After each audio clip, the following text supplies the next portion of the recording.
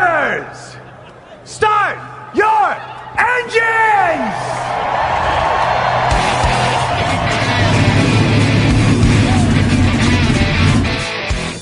Hit the pace car!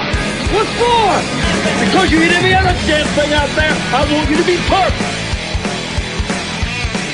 When I'm driving, I got a guy on the radio who talks to me. It's him, but he talks to me. Well, I wanna be a race car driver, pretty girls eating from my hand, yeah. Wanna live a life of fun and danger, no sweating working for the man, alright. Good evening, race fans. Welcome to the Hoobazoo Radio Network, and welcome to the Drafting the Circuits program. My name is Frank Santoroski. I'll be your host for the next hour as we talk about this past weekend in racing and preview next week. Joining me in the studio, Richard Youden, Luis Torres. Fellas, what's happening? Hey, it's all good. How are you? It's been going. It's been going. All right. So, kind of a quiet week in motorsports, other than the Formula One race in the Middle East in Qatar, where Lewis Hamilton is coming alive in this championship at just the right time with 2 races left. He's got a lot of momentum on his side. And it was this week, it was Max, the one getting the grid penalties here and there. Lewis had a pretty easy go of it from the get-go.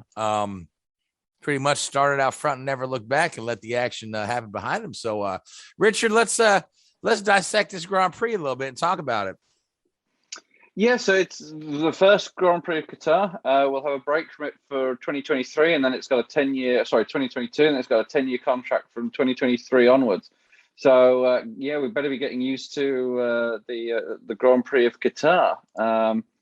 And it was a very reasonably good weekend. You know, this is fundamentally, since its inception back in the early 2000s, this has been a MotoGP World Superbike circuit, and it's had some minor modifications, I think, to bring it into line with FIA standards for Formula One racing.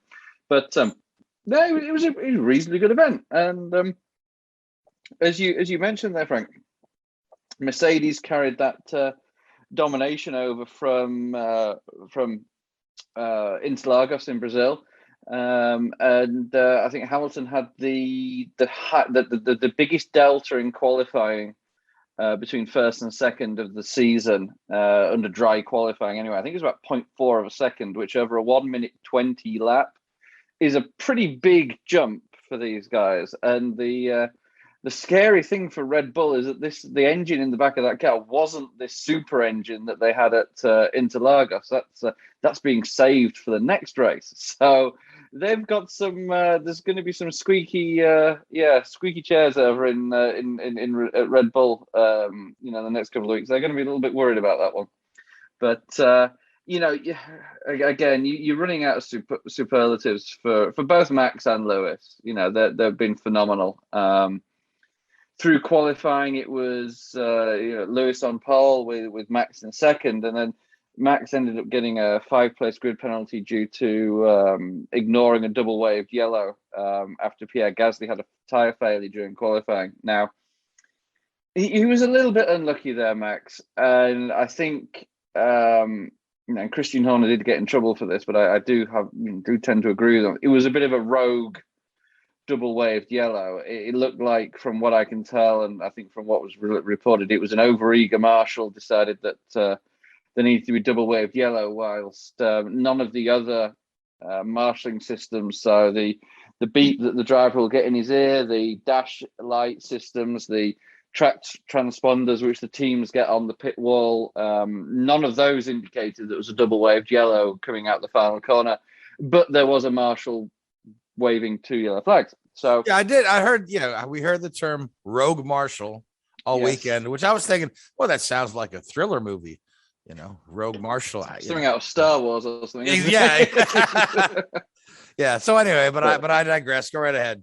Yeah. So it was a little bit unlucky there, But at the end of the day, as the steward said and the FIA said, it is the responsibility of the driver to be aware of these things, and they are right in what they say. So it was a justified penalty, and it was something that was always going to happen. And come Sunday morning, Yeah, Max got that 5th-place penalty, dropped him down to seventh position. Valtteri Bottas also got a penalty. I think that was a similar incident. Maybe that was ignoring a single waved yellow flag or something along those lines. But yeah, another penalty for those two drivers. So we ended up with Pierre Gasly in P2 and Fernando Alonso in P3, which was good to see.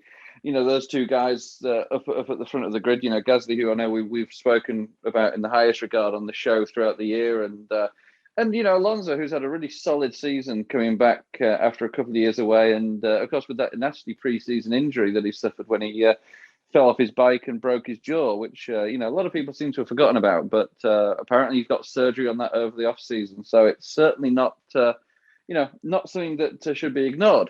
But you're going into the race, Max from starting in P7 got a blinding start. I mean, he was up into P4 by the end of the first lap.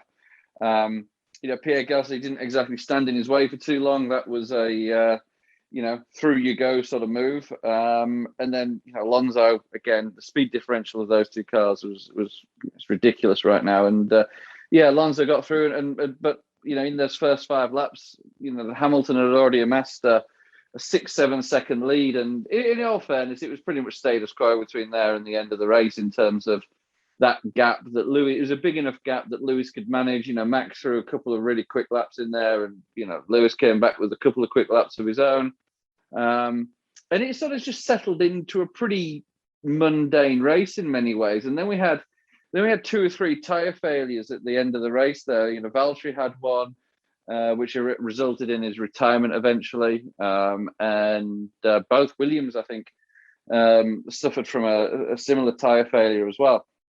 So there was a little bit of a concern there, and then towards the end of the race, Max sort of pitted and managed to get a fastest lap there. Point there, which would help. It obviously helps him in the championship standings with only 2 races left. But again, we've talked about this the last 3 or 4 races. These guys, both of them, are just on another level. I mean, it's not even close. It's phenomenal, and every week they're just going, taking another step, and I mean, it is phenomenal. You don't want the season to end in many ways. You just want to see these two, heavyweights of the sport, and just slug it out week after week. It's fantastic to see, and the Constructors' Championship is getting close as well. That's only single-digit number of points in there, and there are a few permutations which could result in Max clinching the championship in Saudi Arabia in a week and a half's time. But yes, I believe that if I understand everything correctly, if Max wins and takes fastest lap, and Lewis finishes 6th, Max will clinch. If Max wins and does not take that fastest lap, and Lewis finished 7th, he'll clinch. So yes, both are unlikely scenarios of Lewis finishing 6th and 7th, given number one, his speed, and number 2, the reliability factor there.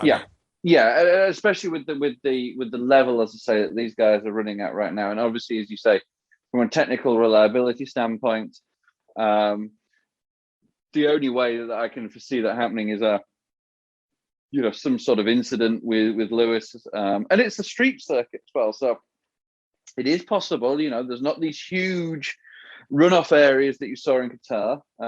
They are, there's concrete barriers or metal barriers around the track, and anything is possible. But I'd be surprised. I really genuinely would going into this last race, or the penultimate race. Neither of these guys can afford to take a conservative approach at all. No, and they haven't. No, they haven't. last 6 months really since the summer shutdown. Both of these guys have been on it in the the level at which these guys are driving, even though we've had close championship battles in the past. I think, and having never, wasn't really old enough to remember it, watch it, but you're probably looking back into like '88 with Prost and Senna, when you had 2 guys, in their prime at the top of their game, pushing each other as hard as they are. I mean, yeah, you had Lewis and Nico a few years ago, but I think Lewis is on another level to what he was then. You obviously had, the Schumacher and Alonso a little bit there, Schumacher and Schumacher and Hill, but there were never, to my mind anyway, on this level of performance where there are zero mistakes and there are zero issues like this. And as an aside here, if you're looking at Hamilton, I was talking about this with a friend of mine last race. Do you know when the last time Hamilton crashed out of a race or had a DNF that wasn't mechanical?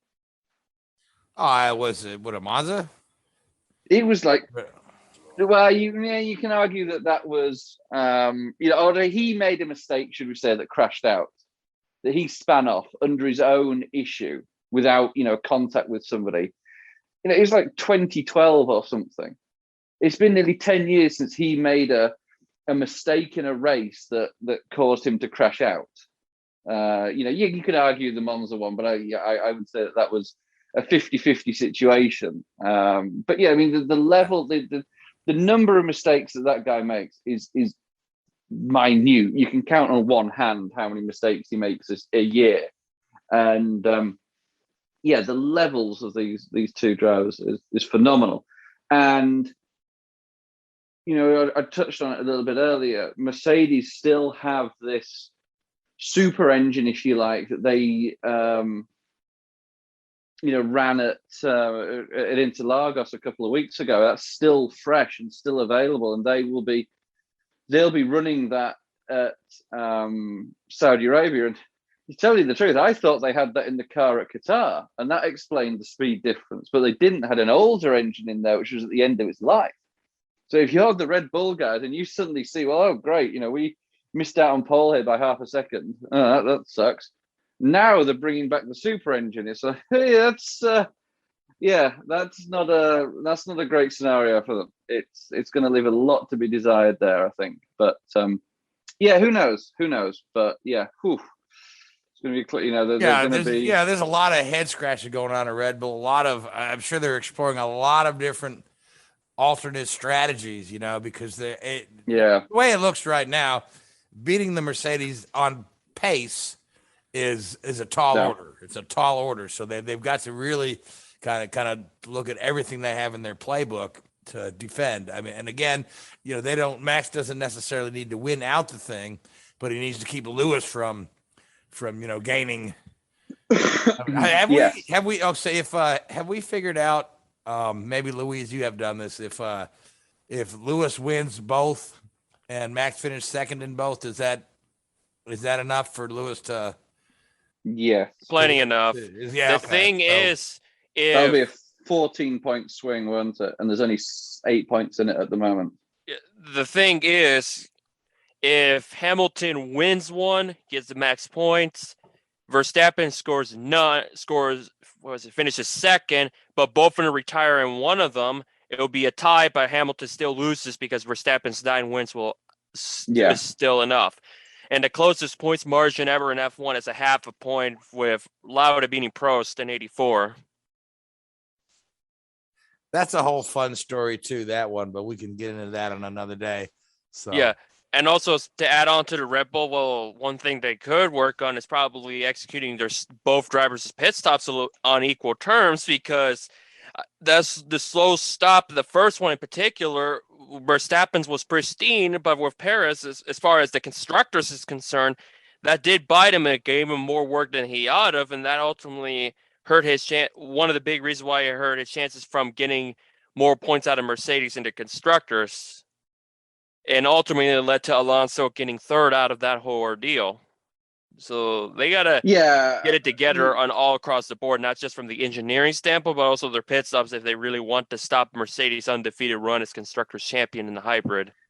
I think you also there, unfortunately, with that whole scenario, you probably do have to, I know what you're saying with, them not having optimum pit strategy for Perez there, but yeah, Perez's qualifying, not making. Yeah, that too didn't help either. That's inexcusable at this moment in time.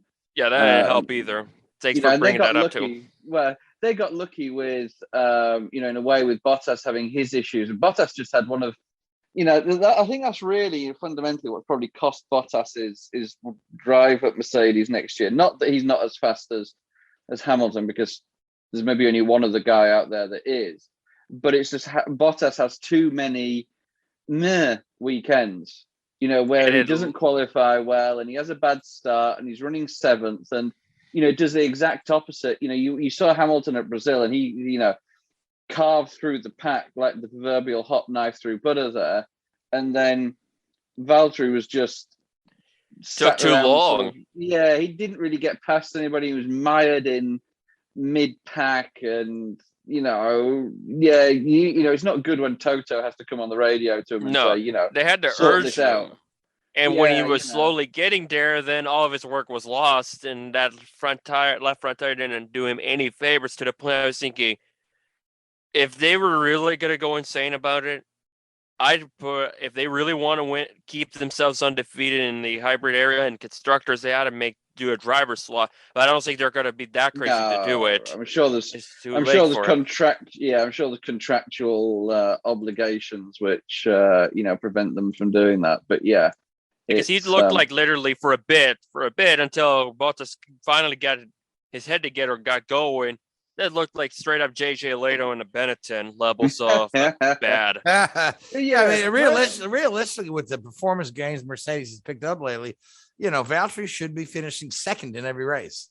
Well, you don't know where all of the you don't know if that is if they're on equal footing right now. In all fairness, it's evidently not. I mean, it's you don't know if they've got the same engine. Well, they don't have the same spec engine in there. I think Mercedes have confirmed that, so there is obviously a performance differential there already. But it does sort of. Yeah, I think this is sort of Valtteri's on the wind down a little bit right now, and he's like, get me to, he's probably already got his ski boots on and the lodge set up in Hinwell there to keep him out of trouble, Yeah, he's probably ready for the next snowboard Grand Prix race. Yeah, yep. He's already got his Alfa Romeo uniforms pressed and hanging in the closet, ready to go. So, pretty much, pretty much. So. All right, so so we're off of Saudi Arabia next. Is that this coming weekend, or do we have a week off? 2 weeks. That is the 5th of November, 5th of December, even. Formula One has such a long season, So actually, I want to circle back to something Louise mentioned, because honestly, as much of a stats guy I am, I didn't realize that in the 70 some odd years of Formula One, the points have never ended in a tie. Which now that you mentioned that, I just have never thought of it. Yeah, because it's interesting, because it's happened in other racing series numbers. It's happened in IndyCar as recently as 2015. Where that most races becomes a tiebreaker, and then of course the early IRL had the debacle where their initial set of rules neglected to have a tiebreaker written into the rules, and they ended up with co-champions in '96.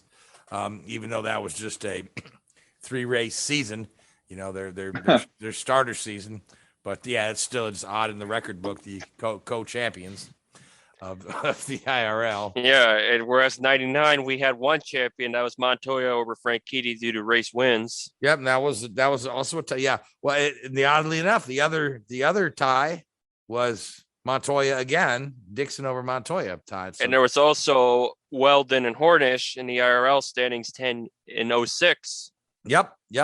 So I don't know if that has to do with the way the points are distributed in Formula One, that it's just become unlikely. But again, like you said, it could happen this year.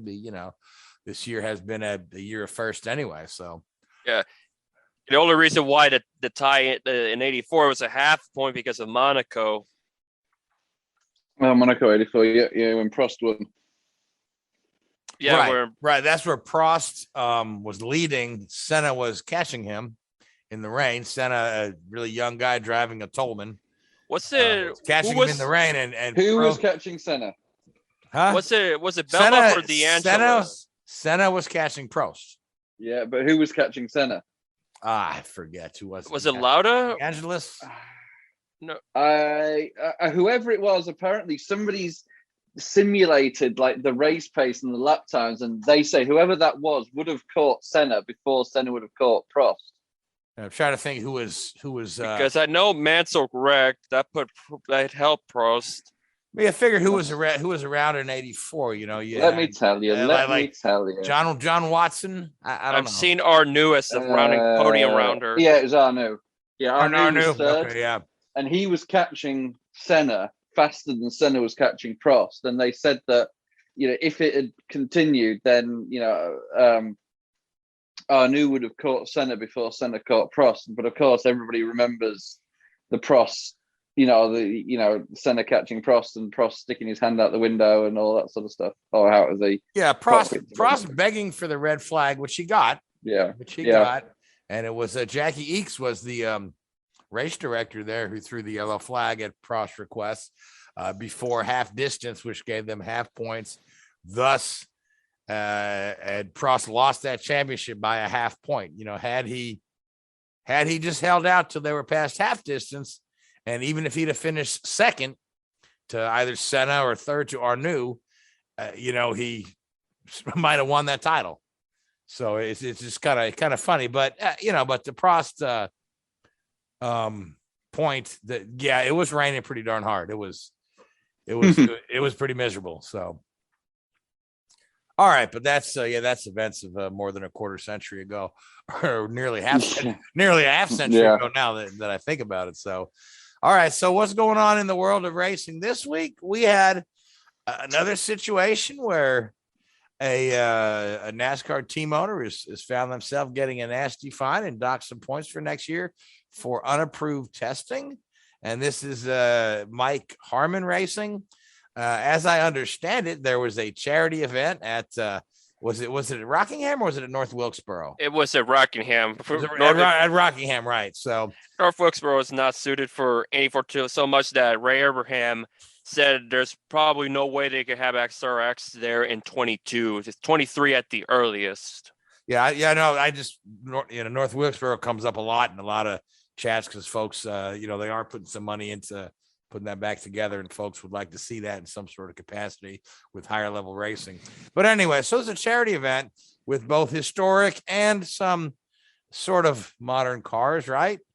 Doing demonstration laps and running. So Harmon's got one of the couple-year-old Xfinity car, a Dodge chassis, which is no longer approved for Xfinity.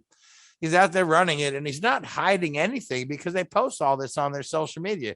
Hey, look what we're doing to support this charity. We got our guy in our car out here, and then he gets a phone call from a NASCAR official. He initially thinks the guy is pulling his leg. I don't think it's a prank. It's a joke. But no, they $50,000 fine and dock 75 owner points before the season starts. They don't play around with that. No, they don't play around. And again, there was somebody who tried to enter their Xfinity cars in an SCCA sports car race a couple years ago and got busted for that as being unapproved testing. But Richard, realistically, are these guys getting any performance gain at all from running at a charity event with an old car, to where this kind of fine makes it? I know they certainly broke the rule, but they really didn't gain the thing, did they? At their level, and no disrespect to them, probably not. But the problem is if they allowed that to happen, and then, it'd be fair game for the bigger teams to go out there and, we're running an old car. Yeah, it's an old car, but with new parts on. They're doing reliability testing on it. They're doing, driver coaching, driver training, all this sort of stuff, team member training, all these sort of things that you really don't want them to be doing. So, yeah, it is a little bit of a sort of an extreme punishment, should we say, but it sets the precedent. And if you don't, then people will just say, fair game, boys, let's go at it. And it's all going to get a little bit messy if they don't stamp it out pretty quickly. So I guess the moral to the story is before you do anything, check with NASCAR first. Well, you see, they should. You know what I mean? Yeah, but in all fairness, the onus is on them. They should know that. They should know that they can't do that. Right. They were a And last minute entry too. Apparently, from the Yeah. event's Facebook page was saying that Mike Harmon, it was a last minute entry thing. They were basically unaware that they were going to bring some Xfinity cars. It's just like, if you're going to do something like this, you either get prior approval or just don't do it, or just bring in the Dodge and just put somebody else in the car that isn't you, the owner, and sometimes driver. Yeah, Yeah. I do. It really depends how they go about it. See if they're willing to let the appeal be on their favor. Because I know when Mario Gosling did it, and Alex LeBay, Gosling being the team owner and all that jazz happened, I think they eventually got it all sorted out where they reversed the decision. I think that you may see that they may get away with the fine, and that be cleared, but I don't think the penalty points will be reduced. Yeah, there's some discrepancy. Somebody was saying, like, if they really don't want to be on the whole miss every race, be a go home team, start all over from scratch, be at 0 rather than try to make every race and take about 3 months to get back to the positive numbers. Exactly. Because I took Carl Long's team, the 66 team of Timmy Hill, in 2020, about a good 3 months to get out of the negatives because of the 75 was the massive point penalty they got from post qualifying to Daytona. Yeah, Because of the nose modifications where they suspended they ejected the crew chief from calling the shots, and Timmy Hill finished third. But because of the negative points, they still had to regain them all. yeah, Right. Now those owner points are important in the fact that they determine end of season prize money. Is that correct? And a season prize money, and whether or not you get a provisional or qualify and all that stuff. Yeah. So now I hear that qualifying is going to be back in all the races next year, all the cup level races anyway, and practice will be back in many of the races. So which is kind of good that we're returning to a normalcy there. I mean, There's just most of them are going to be 15 minutes, 1-5. Yeah, but that's better than, drawing names out of a hat or. Oh yeah, the metric system qualifying that where Larson pretty much was pole for like 15 of those in the metric system. Yeah. Which So essentially were glorified car owner points. Right now, qualifying line is where it doesn't count in the record book. So when you look at it, Larson theoretically only had 2 poles, and the 2 other drivers had like 1. Which probably explains why the Clash is open to everyone this coming February, because there's, there wasn't really qualifying to begin with. Yeah, nobody really earned poles. So yeah. But in that respect, it'll just be nice to see a bit more of a return to normalcy, because we've all grown up with racing featuring practice, qualifying, and then the race, and that's kind of the way things are supposed to be in the world. So it'll be nice to see a return to that. It'll help the fan experience side of things just a little bit, but they also got to figure out how to expand on it, because I'm thinking if they really want to get people to come to the races, the 3-day weekends and all that, you make it every bang worth your buck.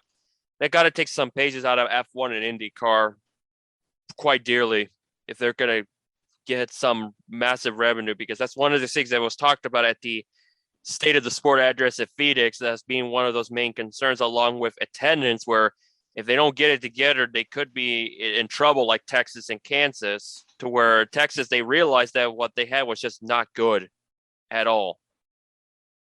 But then again, people will say, oh, it's just Texas, so who cares?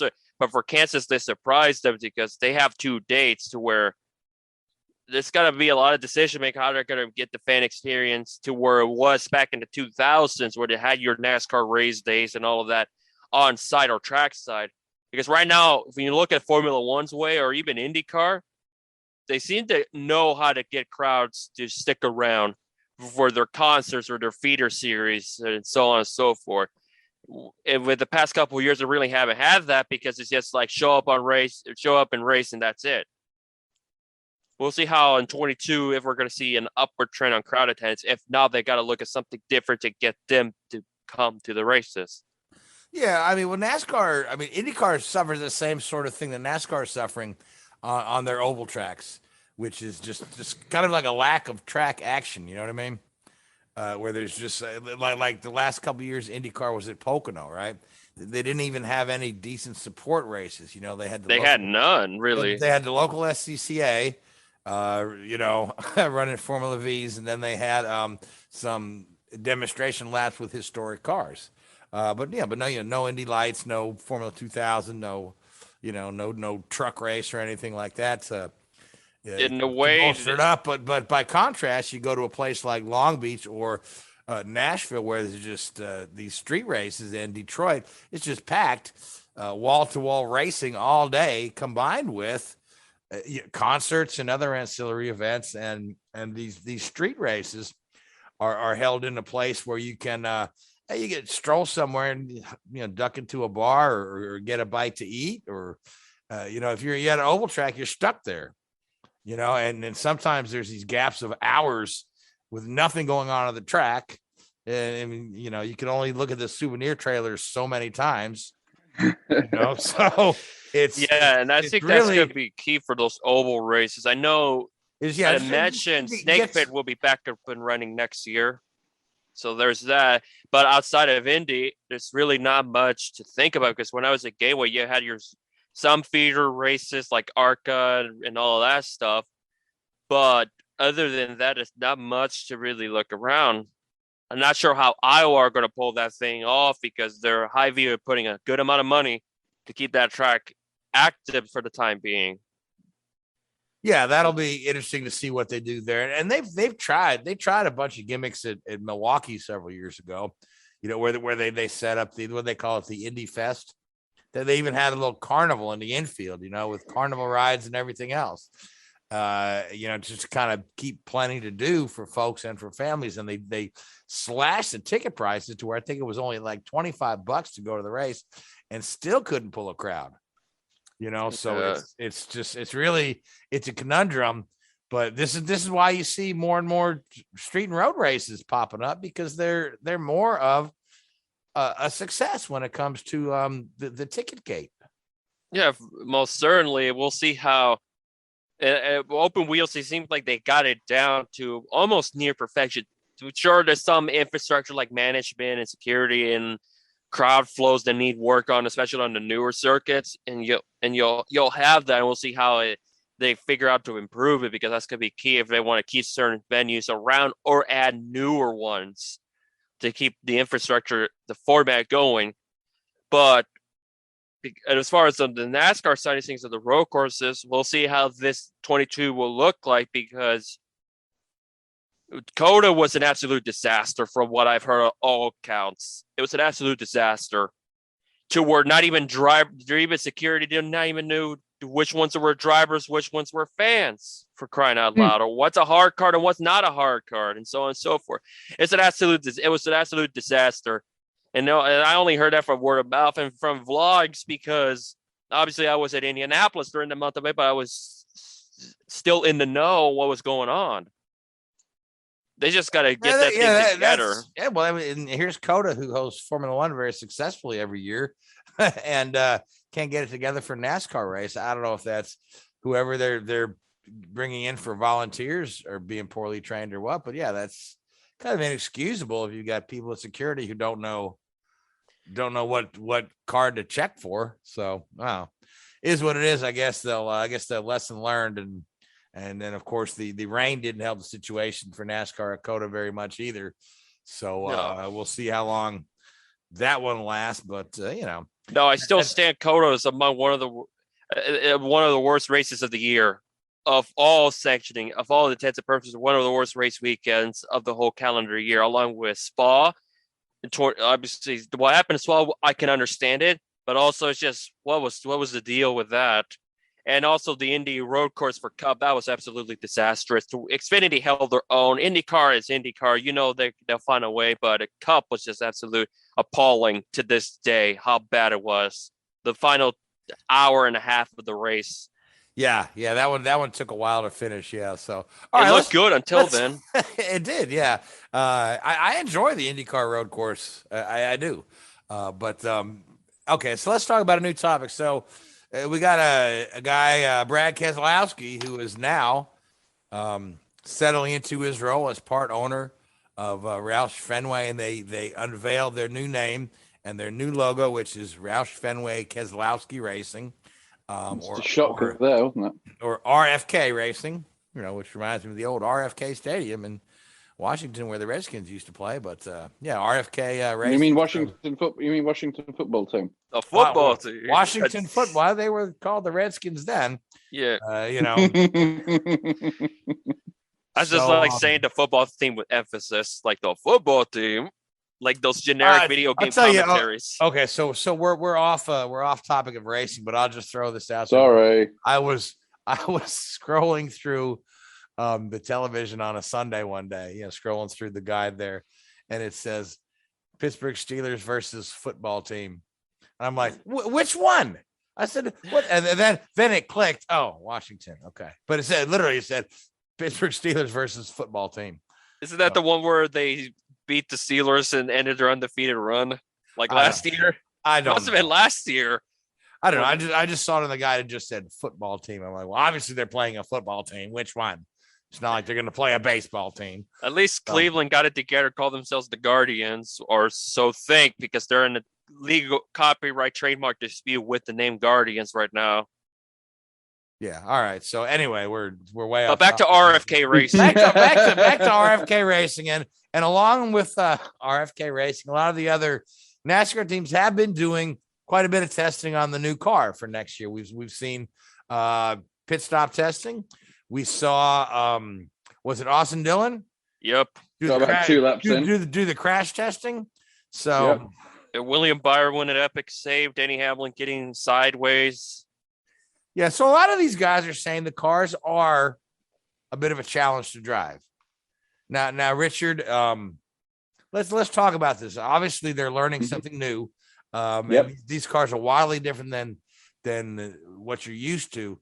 But do you feel like that the driver's saying they're difficult to drive off the bat? Do you feel like that's a bad sign, or is that just something that'll, by the time they have enough comfort, and seat time in that car, and the teams have enough time to work on setups, that'll go away as a complaint?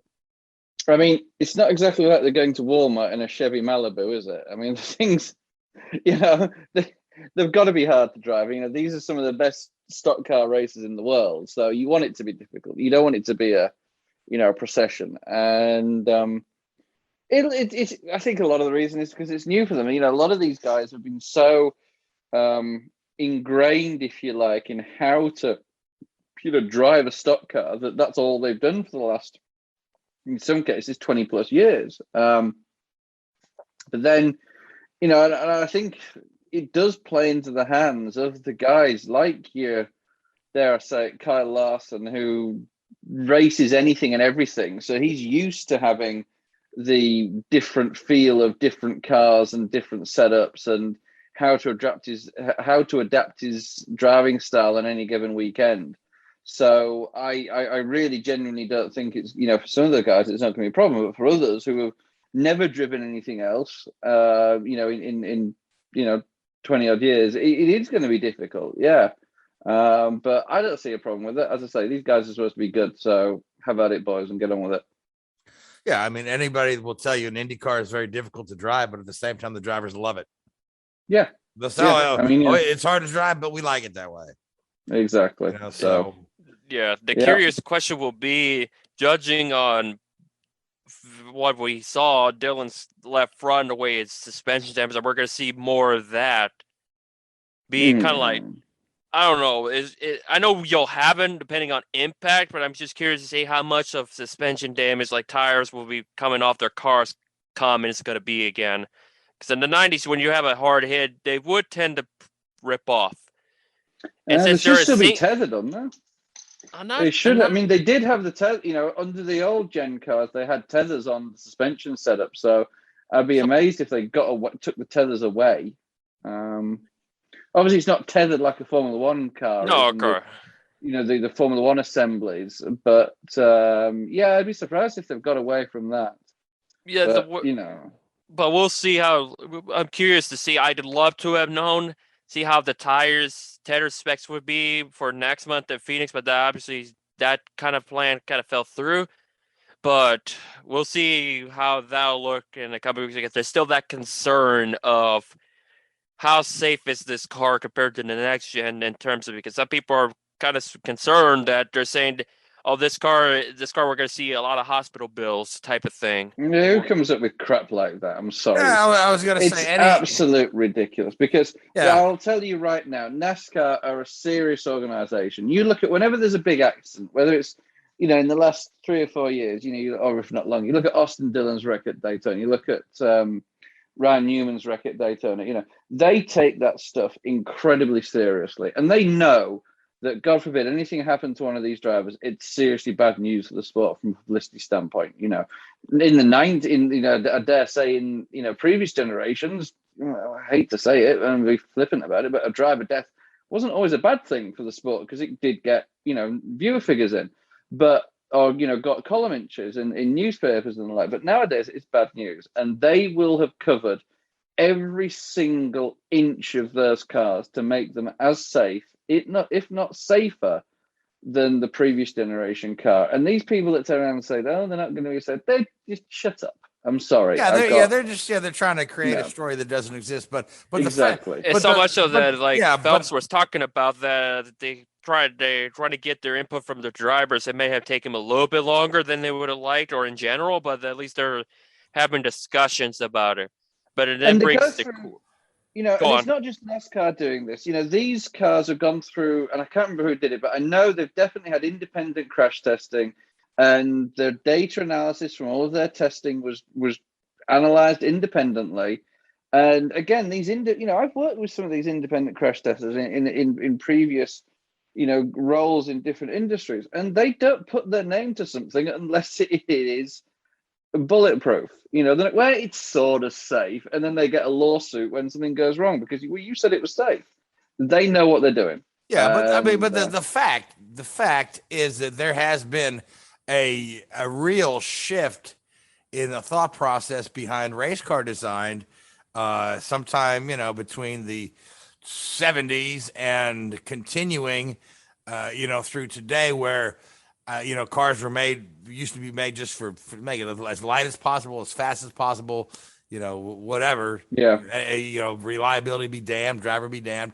Now, all those safety considerations come first before they start worrying about the speed. And this has been a trend in the industry that has, continued as we have, better crash data, sort of thing. I mean, if you remember in the 80s, how many IndyCar drivers from the 80s do you see that don't walk with a limp this day and age because of where the driver's feet were positioned, till they figured out, oh, maybe we shouldn't have the guy's feet ahead of the rear wheels. Front wheels.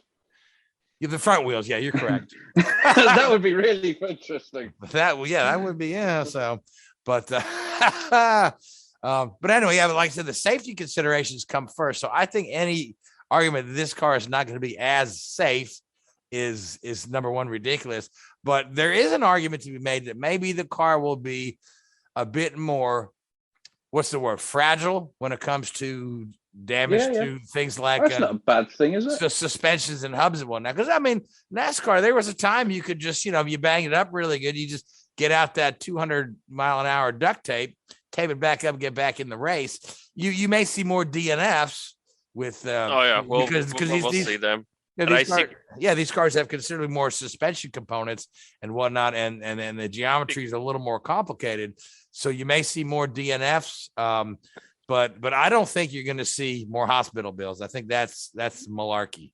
I think we'll see we'll see red flags being very regular, because they'll stop for anything these days almost. Because isn't their car supposed to be inspired by IMSA and supercars? So if you see how heavy those impacts are for those vehicles, you're going to see a lot of carbon fiber and debris to the mid. Yeah, I know that Action Express, who are probably the leading IMSA team, they had big input, and they helped NASCAR quite extensively in the design and the fabrication of some of the early prototypes of this car. So yeah, you're very right. There is a very strong influence from IMSA in these cars. Yeah, so be curious to see how they'll go about it. But I said to somebody that if anything, depending how the incidents are and how. Okay, the serious question is: do you feel like that the racing is back to the hand of the drivers when they're talking about how difficult it is to drive?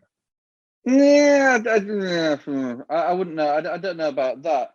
But I think what it does, it will encourage and it will treat, it will create is the drivers that know how to respect the car and respect the competitors and respect the guys around them will be the ones that succeed here. We're not talking about guys that sort of bang doors at 200 miles an hour and all that sort of stuff, because bits will, as you said there, bits will fall off pretty damn quick. And you know what? Team owners aren't going to be playing that game too long. So I think it's, I think you'll get a better quality and a better standard of racing going forward with these new cars. Yeah, One can hope. Yeah. Well, the whole rubbing his racing, may have to go away, along with I wanted to rattle his cage or took the air off his spoiler, those sort of things. Yeah, these guys need to be a little more careful because the cars will be a little more fragile because they're more sophisticated and more expensive than ever before. Yeah, but which is what the sports need. The sport needs to be in the current century. I firmly believe that, and I just. Well, I read social media comments that make me cringe when it's these guys are ruining NASCAR with their tires supposed to have 5 lug nuts. I'm like, golly, you're going to see it in Xfinity and trucks. I was going to say we've had single lug nut, in all other forms of racing since the 1950s. Yeah. For me, the 5 lug nut thing is like.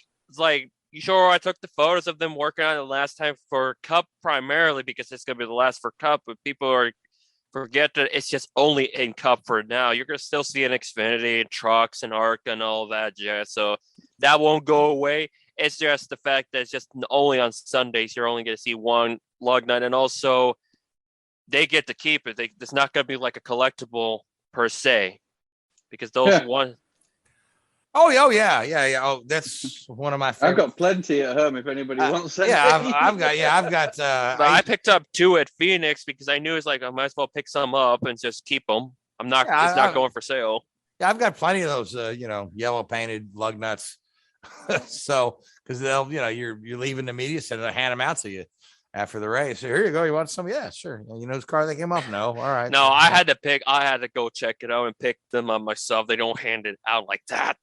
No, this is Kentucky. The guy had a. Oh, okay. Literally, the guy had a bucket full of lug nuts handing out to us as we left the media center on the way out the gate at the end of the race. Here you go. Take your, save us the trouble of throwing these out. So, but anyway, but one of the weirdest arguments I read, and I was trying to explain this to this person, which some people there's no explaining to. They said, it's going to be more dangerous with the 1 lug nut because you have more tires falling off. I'm thinking, I said, now think about this. Think about this, right? If you have, IndyCar uses single lug nuts. Every now and again, they don't get one on there properly. What happens? Usually the tire comes off the car before it gets up to speed and to the end of pit lane. Right? Yeah. Graham Rahal at the Indy 500. That was, that's a little bit he got a little farther than usually, but usually it's off there, right? If you've got 3 tight lug nuts and 2 falling off, it may be till that guy's at full speed after the green comes out till he realizes he's got a major vibration that puts him in the wall. So, what's safer there? Coming to a stop at the end of the pit lane without a tire and having to push the car back, or getting in the wall when you got a major vibration. Of course, you try to argue with idiots and it doesn't work. So it's like you'll know it, or unless very rare you have the weird, bizarre circumstances like with Jeff Andretti in '92, where it comes off on full speed almost, or coming up to full on race speed to be correct. Yeah, but again, very rare, very rare. Mm-hmm. So all right. Where I had to go back to '92 to reference the very rare element of the tire falling off at full raw speed compared to Ray Hogg that's just exited out of pit road. All right. So what other news do we have? Tony Stewart got married, evidently. Yep, with top fueler dragster Leah Pruitt. Yeah, about time, right? He's in his 50s now, isn't he? Yeah, he's 50. Yeah, it's about time he settled down. So good for him. Congratulations to Tony and Leah. Another little tidbit of news that I the other day. I don't know if you're familiar with Boyle Racing. which was one of the bigger open wheel race teams in the 30s and 40s. A guy named Wilbur Shaw drove for them and won the Indy 500 a couple times. There's a great documentary out there about Boyle Racing, and it's called Brickyard Empire, and it was put together by the folks that also produced Dinner with Racers. Now, it used to be on Amazon, but it's not on there now, so I'm not sure where you can see it. But it's very interesting, and of course, Mike Boyle, who was the team owner, it's allegedly mafia boss guy. So team was fueled by a lot of money. So and when I say allegedly, I mean mafia boss guy. But very interesting story, and the whole thing that where they had this Maserati shipped over from Europe, and then the first one they got, they sent the wrong car, and so they had to have it shipped over again. Now this is in the 1930s, so you're talking you're waiting 6 months for this thing to come over on a ship. And the second one they got, it had gotten waterlogged somehow on the ship there. The engine was full of seawater. So I guess the third time was the charm. They finally got that Maserati in there and dominated the Indy 500 2 years in a row. So anyway, I tell you this story because the old Boyle Racing shop was pretty much almost nothing left of it for years and years. And somebody had purchased it and they fully restored it. And so the front half of the building is a microbrewery called the Gugman House. So they got a microbrewery and they have a tap room in there. Then they have a nice event space. But in the back half, they've restored the garage to how it looked in the 30s. They've got it loaded up with memorabilia. They've got the old race hauler in there. They had an event there the other day where the place was granted a historical marker from the Indiana Racing Memorial Society. So they had the Maserati on loan from the Indianapolis Motor Speedway Museum out there, but they've done a really nice job with that place, preserving some racing history. Again, granted a historical marker. So if you're in the Indianapolis area, go check that place out. The craft beer is really good, and the tour through the museum is something that you won't want to miss. If you love racing history, they've got a lot of neat stuff in there. So, and that happened this past week. So. And to refer to going back to the documentary, I think if I remember seeing a post that their deal with Amazon ended, so they're working on something to get it on a different platform. So maybe that episode could be restored. I'm not 100% sure. So that's kind of what happened. I think it's out on YouTube somewhere. You can find it, but it's called again Brickyard Empire. And if you recall, Mark Dill, who wrote the book Legend of the First Super Sped, who's been on our show. He's in there as one of the experts lending commentary to the period time. So if you recall, Mark Dill, a friend of the show and race historian. So I found it to be very interesting. And I just think it's great that they've taken this. I think when they picked up the building, it was like 3 walls and one was missing. 3 walls and part of the roof was all that was left. So they almost rebuilt it from scratch.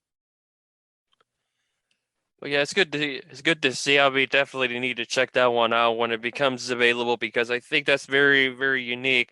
I'm kind of very slow when it comes to catching up on shows and streaming programming. So it's one of those that I'll definitely have to put on my bucket list on programs that I need to watch along with the Randy Lanier episode. Oh, so yeah, the Randy Lanier episode. Yeah, it's another good off-season watch. If you have Netflix, it's the series is called Bad Sport, and it involves different sporting scandals. And an episode is entitled Need for Weed, which chronicles Randy Lanier, who was an IMSA champion and the Indy 500 Rookie of the Year, who financed his racing by smuggling marijuana from Colombia into the United States. And, I remember when all this happened. And of course, Randy ended up spending 27 years in federal prison. He was given a life sentence at the time. And this is right in the 80s when there was the so-called war on drugs, and they had some pretty harsh sentences for drug trafficking. And he was nailed with the the Kingpin label, which gave him the life sentence. Although after 27 years and marijuana being legalized more and more, it didn't seem right to keep some of these guys with life sentences in prison for trafficking a substance that is now becoming legal. So Randy was released from prison a few years back, and he tells his story. He tells his own story in this. He's the main narrator of this episode, and it's fascinating because I was rather young when I was in high school in the 80s when this was going on, but I was not aware of the vast scope of his drug running empire. This guy was smuggling as much as $50 million worth of drugs into the country at a time in a shipment. And he tells you how he did it. And at the same time, the dude was marvelous behind the wheel. I mean, here's a guy who, as a privateer, beat the factory Porsche team and took the IMSA title. So that's a very, very interesting watch. And you'll enjoy watching that one too. So, all right, we've got just a few moments left. Any other news stories or anything we want to catch up with? I know it's been a bit of a slow week as everything is winding down, getting ready for Thanksgiving. There is this little detail as far as I'll mention my rare ARCA notes. So ARCA has released their East and West schedule. East only have, if I remember, similar to the same amount of races as it did this year. Very minimal. Only like the last 3 or so races are combo races with National. New Smyrna is now a Tuesday night race rather than Monday. The West will have 11 races, so they went up to. Difference is they're not going to Colorado this coming year. They're returning to Evergreen, which does make me happy. Being a Washington kid, I'm glad they're back. They'll have 2 races in Portland in junction of IndyCar weekend and also the Xfinity weekend. So there'll be 2 races at the June Portland race, which is the main build, the Xfinity series. They'll run at Irwindale twice and they'll run at Phoenix twice as well. So good influx of races. Kern County is also back on the calendar. So I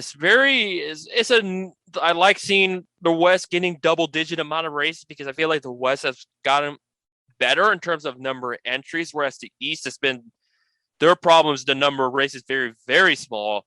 So we'll see how that's going to look like, especially whether or not which team Jesse Love will end up, because he won't be with Bill McAnally next year because Bill McAnally Racing are going from Toyotas to Chevys, and Jesse Love is heavily involved in the Toyota program that is pretty much either going to be more Venturini or somewhere else in the Toyota camp.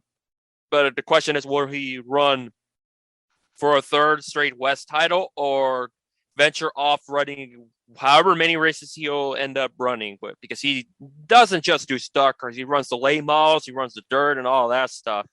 Very young, versatile talent from California, 16 years old. So be curious to see how that goes. And also going back to Alonso's podium, first one since 2014. And I guess the one thing we didn't mention was the fact that the Formula One grid for 2022 is now set with Antonio Giovinazzi been handed his walking papers, and Alfa Romeo has signed the first driver from China as a Formula One driver, and the man's name escapes me now. Richard, maybe Guan Yung Zhou. So Guan Yung Zhou. Guan Yu Zhou. Yeah.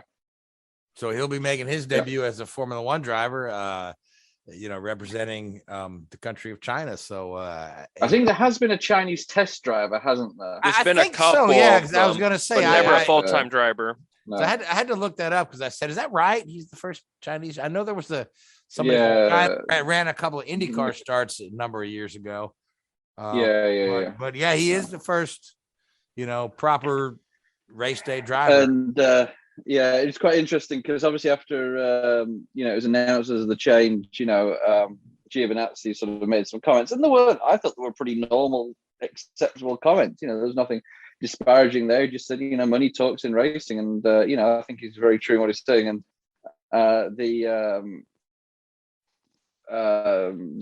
team principal of Sauber didn't take particularly kind to those comments, and it's like, dude, you just fired the guy. What do you expect him to say? You know, Yeah. Well, I mean- Giovinazzi's going to Formula E with Dragon. Dragon Penske Autosport. I was going to Yeah. who the driver, who's his teammate. I was gonna say Alvin The- Ferrari, but he used to be, didn't it? No, I'm not sure who they've got now. So it has three. It has three names in it, like from Brazil. Yeah. Kamara, something like that. Sergio Sergio, yeah, I know. Yeah, so we're good on this show, aren't we? We know what we're talking about. Yeah. Good grief. Yeah, and for now, it looks, and as far as the F2 championship is concerned, the points leader, Oscar Piastri, it's going to be Alpine's reserve driver. Yeah. So it's looking like he'll be the second F2 champion. We'll see how the next two Grand Prix weekends will look for him. That won't have an immediate F1 seat, with the other one being Nick DeVries. Yeah, And sometimes, you know, Nick DeVries is going to be testing an IndyCar here coming up pretty soon.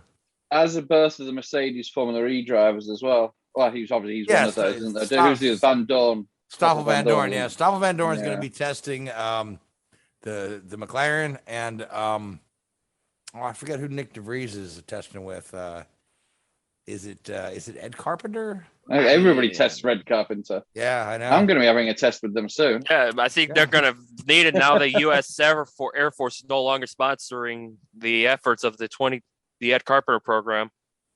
Yeah. Yep. That's a great story we could have talked about, but we are out of time. So, Yep. matter of fact, I mean, it's a minor detail, so yeah, I was gonna say, yeah. Matter of fact, we're in overtime. So, anyway, I guess I just want to thank you, Richard. Thank you, Louise. I want to thank the Hoobazoo Radio Network, Spreaker, YouTube podcasts, iHeartRadio, and YouTube. And I want to thank you folks who listen to us week in and week out. But until next week, good night. WHOOBAZOO, that's Hoobazoo.com. Enter website, enter website, enter website, enter website.